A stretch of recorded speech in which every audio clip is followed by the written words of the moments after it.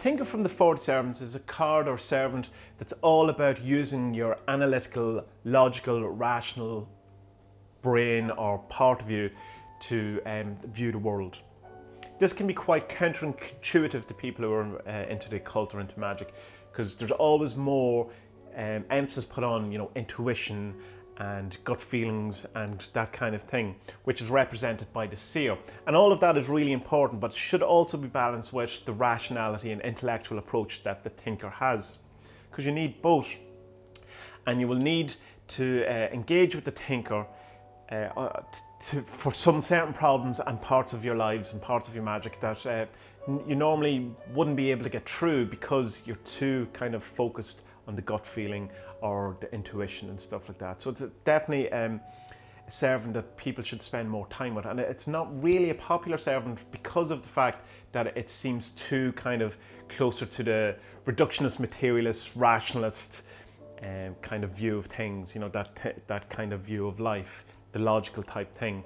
And magicians and occultists are kind of put off by that. But it's very important for your whole balance and for things, and also because sometimes you need that type of energy, a lot of times, more than you probably realize. So to the book.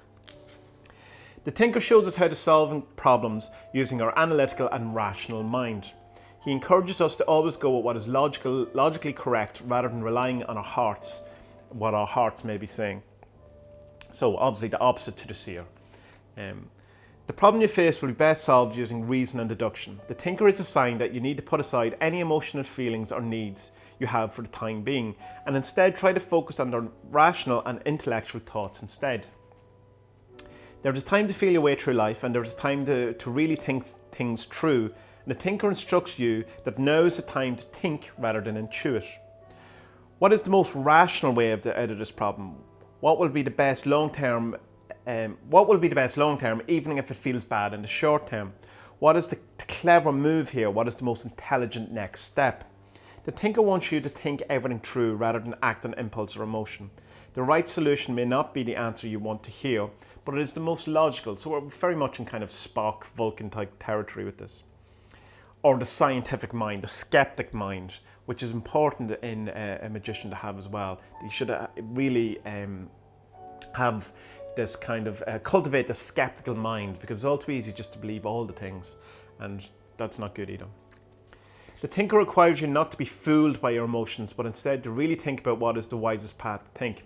In the video for the seer, I talked a bit about how that when you're going with your gut or relying on your intuition, that you can sometimes be fooled by the fact that it's something you fear or scared of, and you have this kind of fear, and you kind of, oh no, my gut is saying that this is the wrong thing to do, when it's actually a fear you have.